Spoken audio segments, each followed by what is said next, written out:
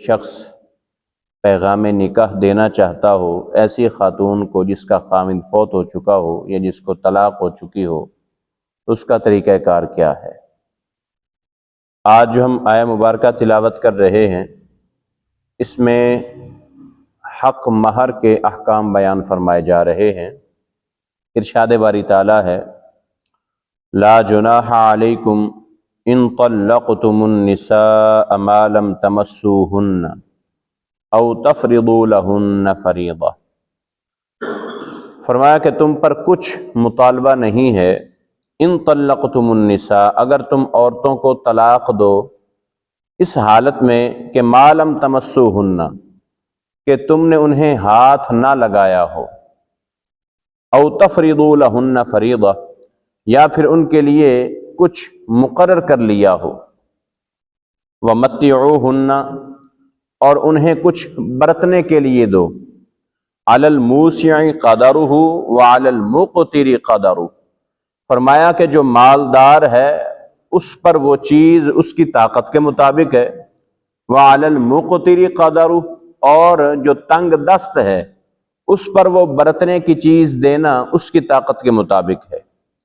اور فرمایا متاعا بالمعروف، فرمایا یہ برتنے کی چیز جو ہے یہ حسب دستور ہوگا، کہ جو معاشرے کے اندر جیسا چل رہا ہوگا ویسا معاملہ ہوگا۔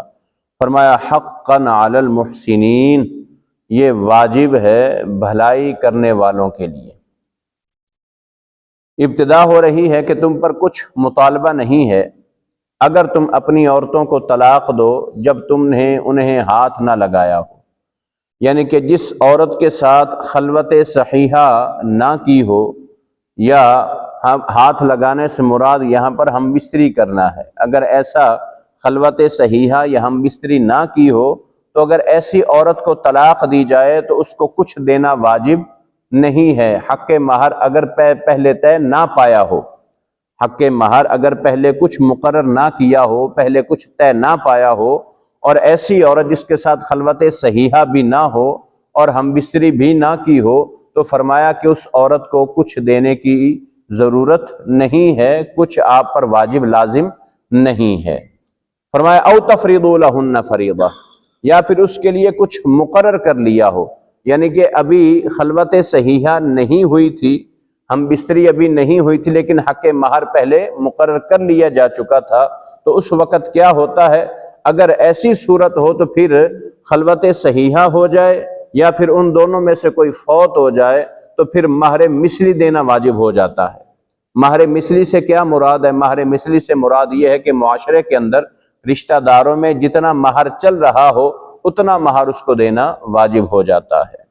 اور فرمایا ومتعوہن، اور ایسی عورت جس کے ساتھ ہم بستری نہیں ہے، کوئی خلوت صحیحہ والا معاملہ نہیں ہے، تو فرمایا جب تم اسے طلاق دو تو برتنے کے لیے کوئی چیز ضرور دو۔ اس میں مفسرین فرماتے ہیں کہ پہننے کے لیے کپڑوں کا ایک جوڑا جو ہے وہ اسے ضرور دیا جائے، جب اس کو جدا کرنا ہو، الگ کرنا ہو، تو وہ متعوہن سے مراد یہ ہے کہ اس کو برتنے کی کوئی چیز دی جائے۔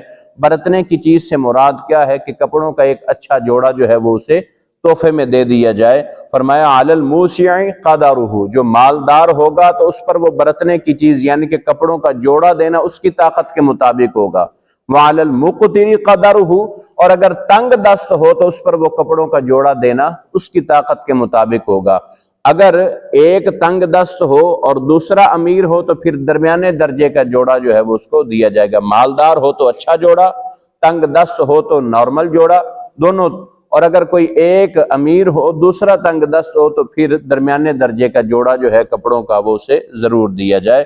اور فرمایا متاعا بالمعروف، یہ برتنے کی چیز دینا یہ حسب دستور ہے، یعنی کہ یہ جیسے معاشرے کے اندر معاملات چل رہے ہوں، اور یہ واجب ہے حقا علی المحسنین، یہ بھلائی کرنے والوں کے لیے واجب ہے کہ وہ برتنے کی چیز اسے ضرور دیں جس کے ساتھ کوئی خلوت صحیحہ والا معاملہ نہ ہوا ہو، جس کے ساتھ ہم بستری اور حق مہر جس کے ساتھ طے نہ ہوا ہو۔ یہ تو تھی بات کہ جس کے ساتھ حق مہر طے بھی نہ ہوا ہو اور خلوت صحیحہ بھی نہ ہو، ہاتھ بھی نہ لگایا ہو، تو اس کو کچھ دینے کی ضرورت نہیں ہے۔ اور اگر اس کو جدا کرنا ہے تو کیسے کہ اچھے طریقے کے ساتھ اس کو کپڑوں کا جوڑا دے کر کچھ سامان دے کر اس کو جدا کر دیا جائے۔ اب اگلی آیہ مبارکہ کے اندر اللہ تبارک و تعالیٰ نے ارشاد فرمایا وَإِن طَلَّقْتُمُوهُنَّ مِن قَبْلِ أَن تَمَسُّوهُنَّ وَقَدْ فَرَضْتُمْ لَهُنَّ فَرِيضَةً، اور اگر تم عورتوں کو طلاق دو کہ تم نے انہیں ہاتھ نہ لگایا ہو، وَقَدْ فَرَضْتُمْ لَهُنَّ فَرِيضَةً، اور تم نے ان کے لیے کچھ نہ کچھ مقرر کر لیا ہو۔ پہلی آیہ مبارکہ میں یہ تھا کہ حق مہر طے نہیں کیا، مقرر نہیں کیا۔ اس آیہ مبارکہ کے اندر کیا حکم بیان فرمایا جا رہا ہے کہ حق مہر طے کیا ہے، صورت وہی ہے کہ ہاتھ نہیں لگایا۔ وہاں پر بھی ہم بستری اور خلوت صحیحہ نہیں ہے، یہاں پر بھی نہیں ہے، لیکن وہاں پر طے نہیں کیا تھا۔ اس آیہ مبارکہ کے اندر جو حکم بیان فرمایا جا رہا ہے وہ یہ ہے کہ تم نے طے کر لیا تھا تو پھر کیا کرنا ہے؟ فرمایا فَنِصْفُ مَا فَرَضْتُمْ، جتنا طے کیا ہے اس کا آدھا دینا تم پر لازم ہے۔ مثال کے طور پر 10,000 روپے اگر طے کیا ہے تو اس کا 5,000 دینا جو ہے وہ لازم ہے۔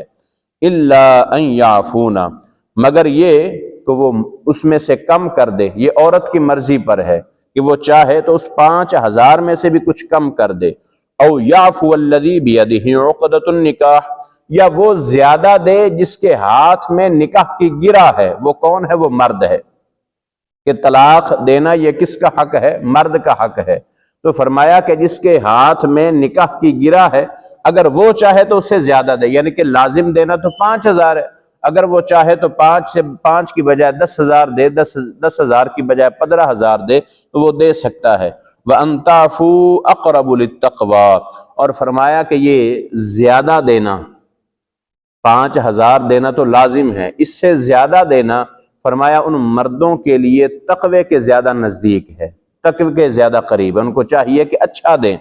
اگلی اسی آیہ مبارکہ کا یہ حصہ جو ہے یہ ہم سب کے لیے سبق ہے، یہ ہم سب کے لیے حکم کیا ہے؟ فرمایا وَلَا تَنْسَبُوا الْفَضْلَ بَيْنَكُمْ، فرمایا اپنے درمیان جو تمہارے مہربانی والے معاملات ان کو بھلاؤ نہیں، فضل والے معاملات ان کو بھلاؤ نہیں، کہ اچھے طریقے کے ساتھ انتقامی کاروائیاں نہیں کرنی، عزتوں کو نہیں اچھالنا، بلکہ کیا کرنا ہے؟ عزت کا خیال کرنا ہے، بھلائی کے ساتھ پیش آنا ہے۔ جہاں 5,000 دینا ہے وہاں پہ کوشش کریں 10,000 دیا جائے ان خواتین کو کہ جن کے ساتھ تمہارا نکاح طے ہوا تھا، حق مہر طے ہوا تھا، تو یہ حکم دیا جا رہا ہے۔ اب حق مہر ویسے ہے کتنا؟ بعض اوقات یہ شادی کے موقعوں پر ہم سوچ و بچار میں پڑ جاتے ہیں کہ حق مہر کتنا ہونا چاہیے، اس کی مقدار کیا ہے، شریعت میں اس کے لیے حکم کیا ہے؟ تو اس میں ذہن نشین یہ فرمائیں کہ کم سے کم کی مقدار تو حق مہر کی شریعت میں ہے، زیادہ سے زیادہ کی کوئی مقدار نہیں ہے۔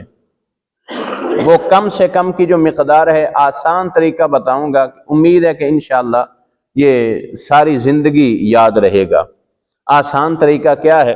نبی کریم صلی اللہ تعالی علیہ وآلہ وسلم نے جو مقرر فرمایا تھا وہ تھے درہم، اور درہم چاندی کے ہوا کرتے تھے، اور کم از کم جو مہر کی مقدار مقرر کی گئی ہے وہ تقریباً 10 درہم مقرر کیے گئے۔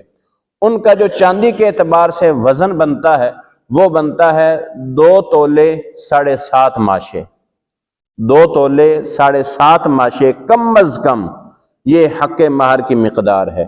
اس سے کم ہوگا تو وہ غیر شرعی ہو جائے گا، وہ سنت کے خلاف ہو جائے گا، نبی کریم صلی اللہ تعالی علیہ وآلہ وسلم کے حکم کے خلاف ہوگا۔ 2 تولے 7.5 ماشے۔